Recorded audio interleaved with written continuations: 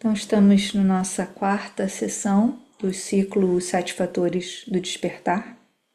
E hoje vamos para esse quarto fator, que é o êxtase, ou alegria, ou arrebatamento.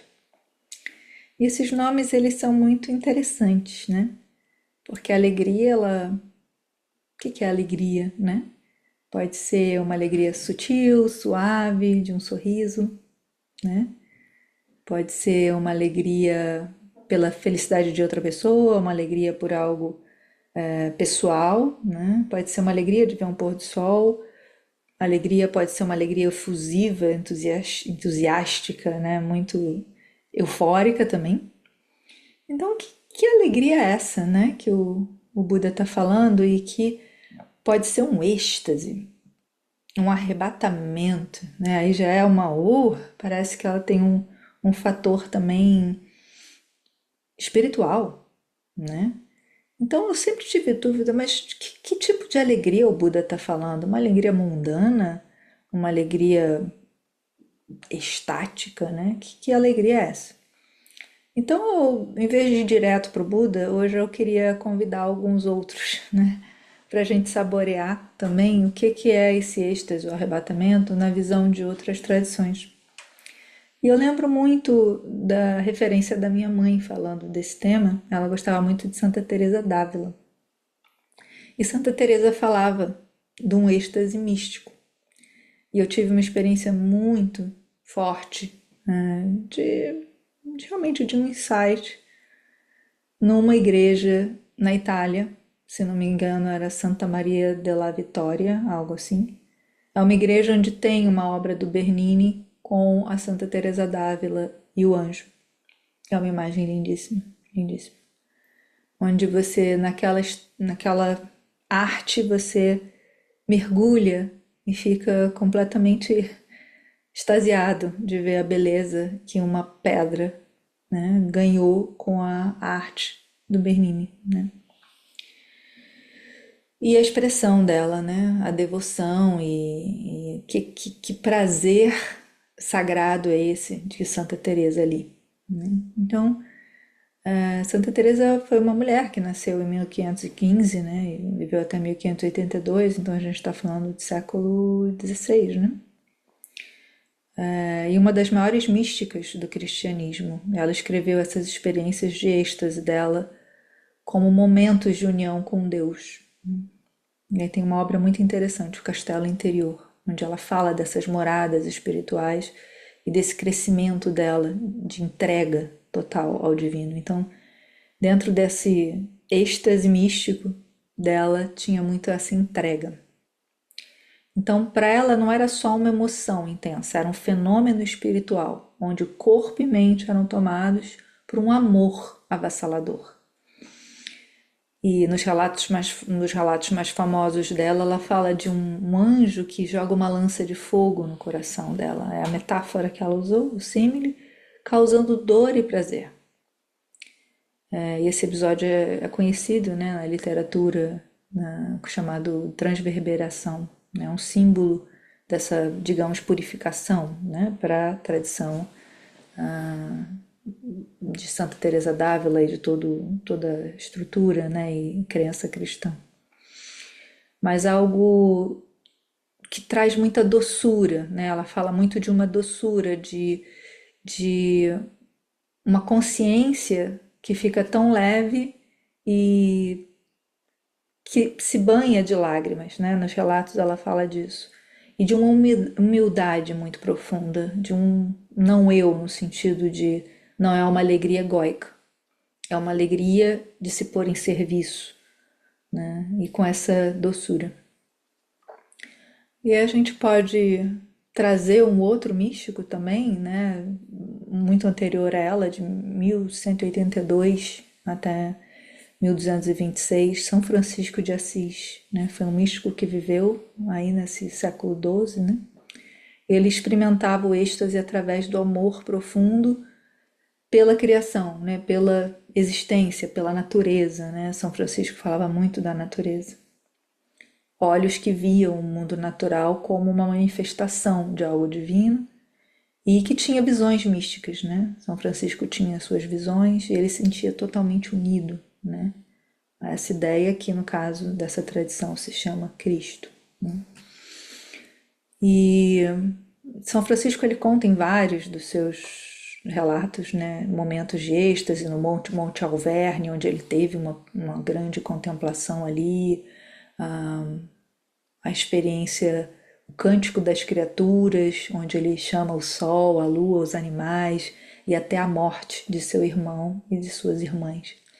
Então, uma beleza de não ser uma fuga, o êxtase não ser uma fuga, mas ser uma fusão, né, entre o divino, tudo que existe.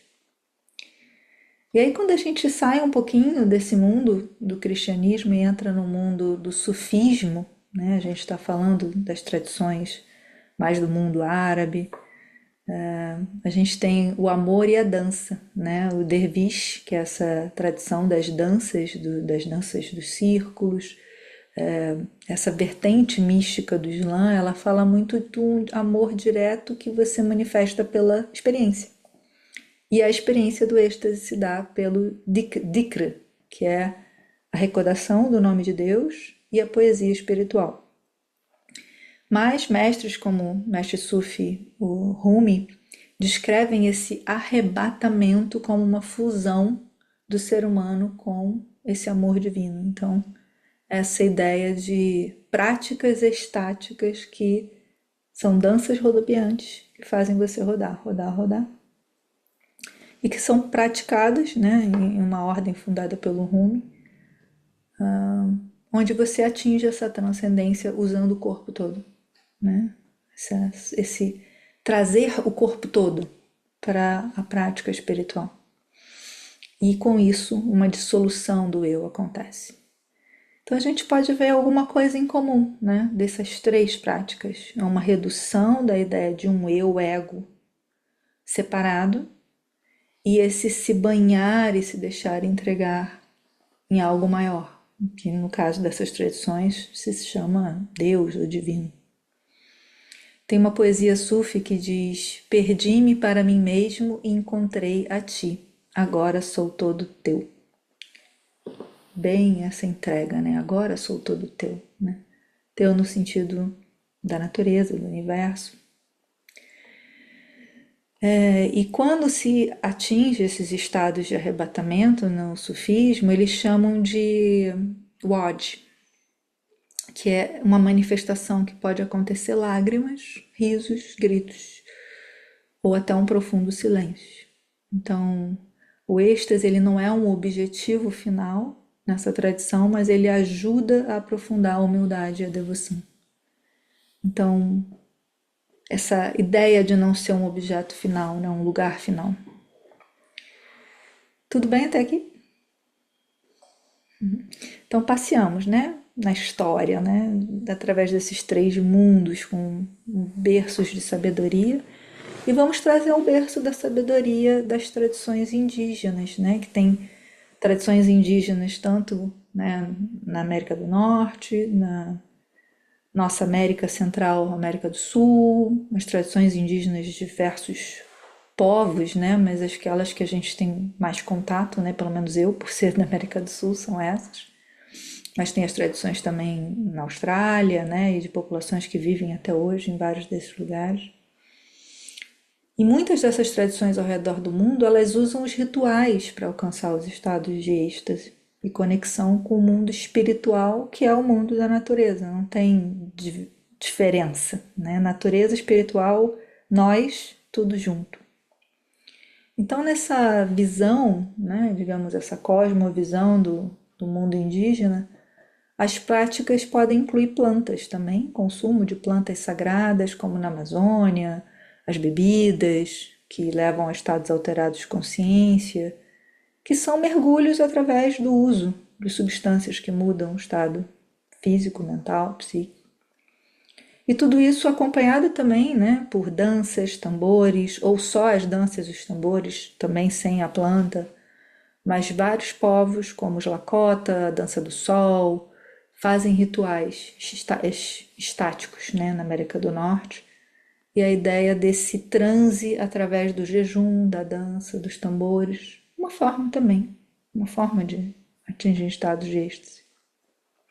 O xamanismo siberiano, né? A gente sabe que Mongólia, Sibéria tem muitas tradições de tambores, movimentos repetitivos, transes e viagens, onde eles, através das suas técnicas, se comunicam com seus espíritos, seus ancestrais e fazem essa ponte, essa comunicação no mundo espiritual, com o mundo também espiritual aqui, né? Material. Então, para eles, isso não é algo que você faz sozinho. A experiência de êxtase, ela é um ciclo de cura que se faz em grupo. E se faz com os de agora e os do passado. Então, os antepassados também participam. Então, é algo mais coletivo. Né? E a gente pode juntar, para terminar, a experiência das populações, das tradições mais ligadas à África ou, né, vindas de origens de tradições africanas, que são os orixás. Né? Eu não sou entendida muito, né, mas eu já estudei alguma coisa e acho muito interessante. O êxtase do candomblé, por exemplo, né, que é uma religião afro-brasileira de matriz africana, onde o êxtase é vivenciado no momento da incorporação dos orixás, das danças, dos filhos de santo que entram nos estados de transe, e no qual as suas consciências elas saem, né, ou são afastadas para que se manifeste uma consciência de um ser, de um orixá. Né? E esse som dos atabaques também acompanham, né? Então, muito semelhante à tradição, às outras tradições que têm a música como companhia.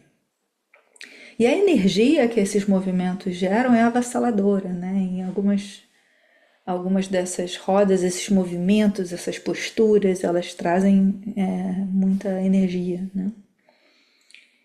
Então, de um êxtase solitário e silencioso para um êxtase onde há muita energia, uma explosão de movimento, sons, né? Existe esse sagrado e essa visão de coletividade. E para alguns mais individual, para alguns mais coletivo, mas essa ligação com algo mais profundo. Né? Então, tudo bem até aqui esse passeiozinho um pouco antropológico, né? Mas também com o objetivo de checar como é que fica o nosso coração quando a gente ouve outras histórias e não só as histórias da filosofia budista, que também é um exercício cognitivo, né? E de coração, né? Pode ser que o coração feche, ai, não quero ouvir essas coisas, eu tô aqui para ouvir budismo, né? Mas a gente saber que a filosofia do Buda ele é uma entre muitas e que tem sabores parecidos e diferentes, né? Eu acho que abre também a mente e o coração para a diversidade. E a gente está em tempos muito complicados, né? Onde as outras crenças são consideradas ameaçadoras ou, né, vários estereótipos e preconceitos. Então aqui eu gostaria que fosse um espaço onde a gente também pode receber, conversar, dialogar e ver essa visão também integrativa ou em várias perspectivas. Né? Mas entrando em Piti, entrando mesmo nesse fator, né, esse quarto fator do despertar, êxtase, arrebatamento, alegria na visão do budismo Theravada, a gente vai vendo que esse júbilo, eu gosto muito dessa palavra júbilo, né? Esse sentir dessa alegria, ela surge naturalmente na prática da meditação para muitas pessoas. E ela desempenha um papel na progressão da prática, da continuidade, para estados mais profundos de insight, de concentração. É muito difícil que uma pessoa chegue a estados de concentração quando ela não desfruta de nenhuma alegria na prática dela.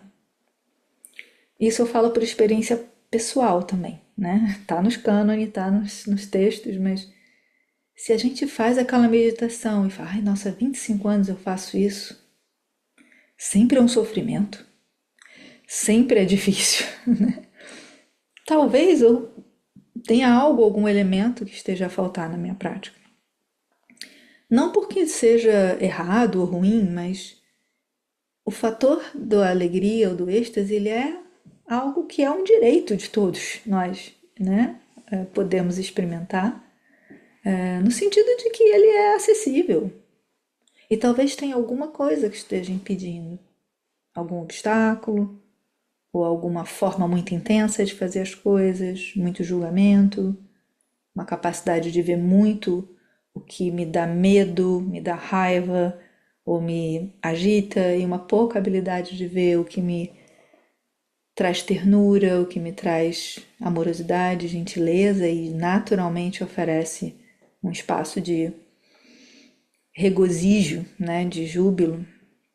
Então, aqui a gente olha para Piti não como objetivo final, mas como uma parte do caminho.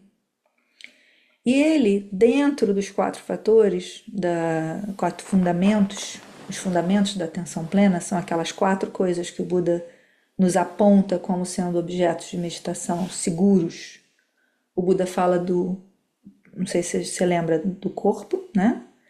Acho que todos que me acompanham aqui já ouviram falar muito nisso, né? Então, usar o corpo como um objeto de meditação, né? Mas não o meu corpo, esse corpo, corpo bonito, corpo feio, corpo velho, corpo novo, não. Corpo. Corpo como corpo. Um corpo que é feito de elemento água, terra, ar, fogo. As qualidades, né? Qualidade do ar, qualidade do calor, qualidade sólida, qualidade úmida, né? Ou seca.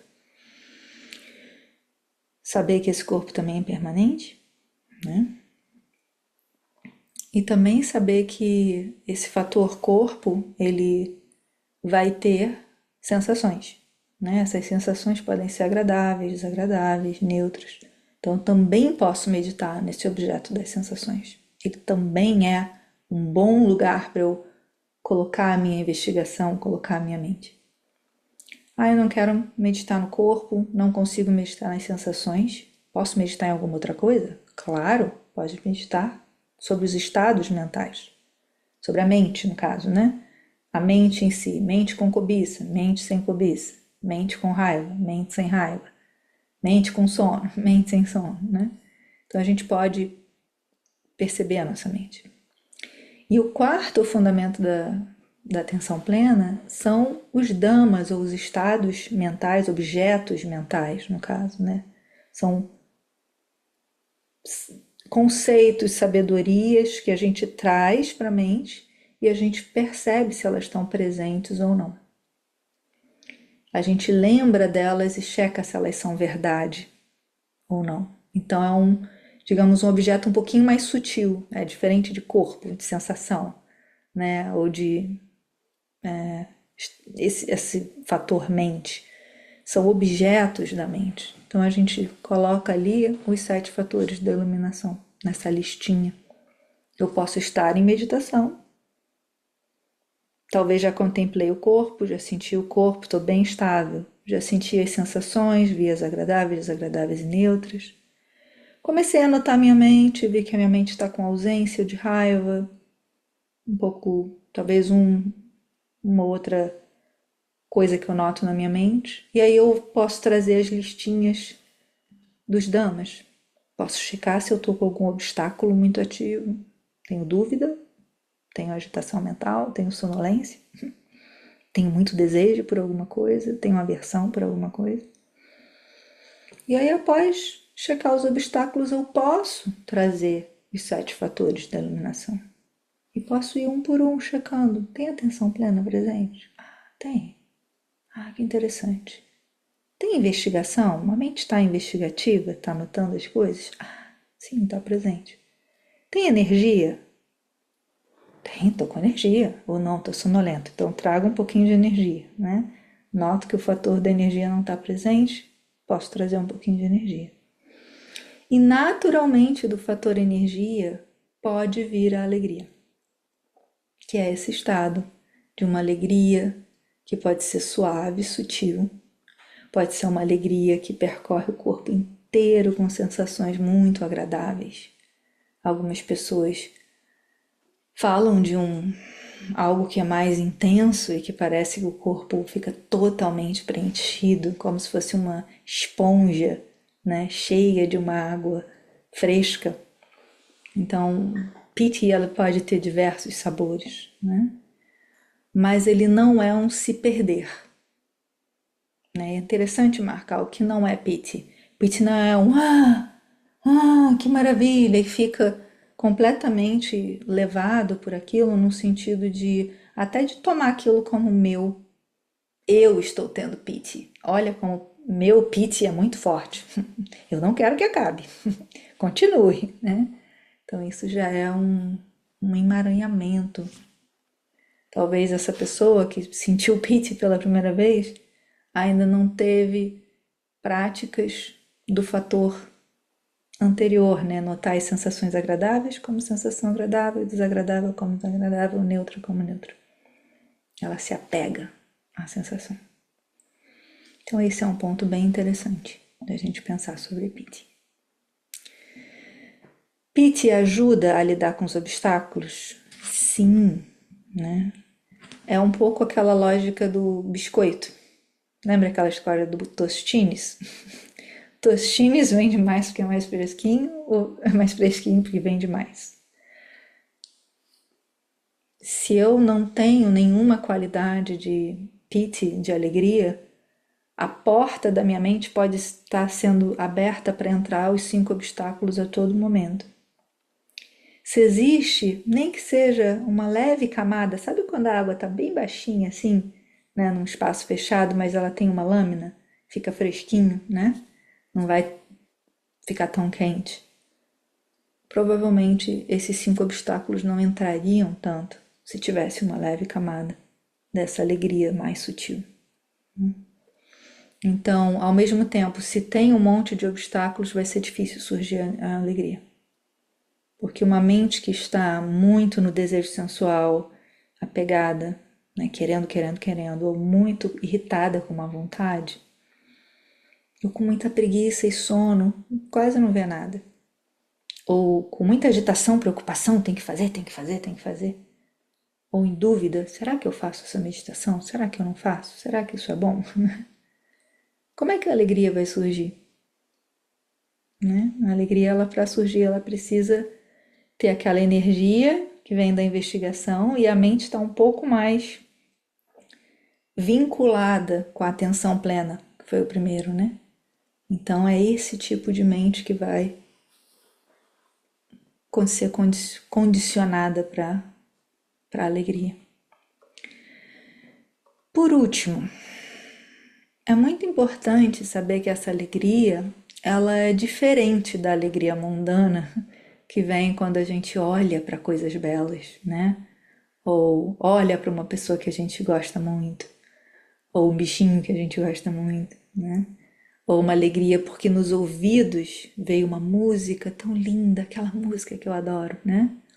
Ou o nariz sentiu o cheiro do bolo da vovó, né? A boca sentiu um gostinho gostoso, né? O corpo sentiu um toque, uma coisa agradável, né? Ou teve um pensamento, lembrou de uma lembrança bonita da infância ou da juventude, né? Todas essas alegrias são alegrias, né? São alegrias que vêm das portas dos sentidos, Salayatana, 6 sentidos. Mas aqui a gente está falando de uma alegria mais sutil. E se a mente está muito só querendo ter alegria em coisa mundana, né? Talvez ela ainda não sabe o sabor de uma alegria que nasce muito mais interna, né? Então, quando a gente direciona a mente, sai um pouquinho do mundo externo e vira a atenção para o mundo mais interno. E com o apoio de Anapanasati, talvez, da respiração, né? Com esse acalmar suave dos obstáculos, ficando com a atenção plena vinculada em algum dos nossos objetos de meditação, a investigação vem, a energia começa a vir e a alegria, esse banho interno pode acontecer. Ela não é o objetivo final. Ela é um fator que vem de um outro. E é esse olhar que o Venerável Analayo coloca bastante aqui no livro dele, no Satipatthana, que a gente não precisa ficar preocupado, direcionar. Ah, eu tenho que ter uma alegria, mas tem que ser uma alegria assim? Não pode ser uma alegria assim? Não. ela acontece, ela pode acontecer, né? Mas é preciso um estado de certa entrega também, como a gente falou ali, né, dos outros místicos falando. E ela é um indicador de progresso na prática. Significa que a mente está se desapegando de obstáculos e está conseguindo ficar em estados saboreando alguma paz. Ela vai cessar o sofrimento? Vai ser essa alegria que vai acabar com o sofrimento? Dukkha, né? Primeira nova verdade? Não. Mas ela vai te apoiar a continuar com seus passos no caminho. E isso é muito. Isso é entusiasmo. E alguém que pratica algum desses métodos de meditação ensinados pelo Buda ou até outros, mas aqui a gente fala mais do Anapanasati, né, o foco na respiração, as 16 etapas da respiração, ou alguém que medita em mindfulness, né, as práticas de mindfulness ou insight dialogue, pode-se chegar a um êxtase meditativo, numa prática profunda. Isso é algo que pode deixar uma semente muito interessante na mente, né? E ela não vai ser um apego, ela vai ser equilibrada, vai ser uma alegria equilibrada que vai aos poucos se tornando tranquilidade. E da tranquilidade ela vira concentração. E da concentração ela vira equanimidade. Que a gente possa, né, praticar spiti com sabedoria e que a gente possa usá-la como um degrau rumo ao despertar completo, que é um direito de todos nós. Então eu encerro essa fala aqui e vou deixar aqui a sala para a gente poder fazer a nossa praticazinha sozinhas, né? Agora aqui no fora da tela. E desejo que possamos construir um caminho de alegria, mesmo em meio de todo esse caos, mas uma alegria verdadeira.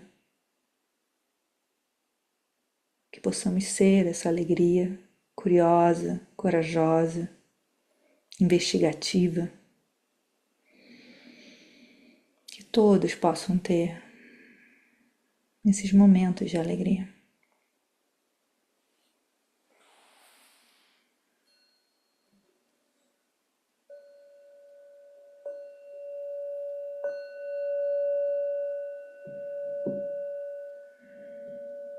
Uma ótima semana e até a próxima.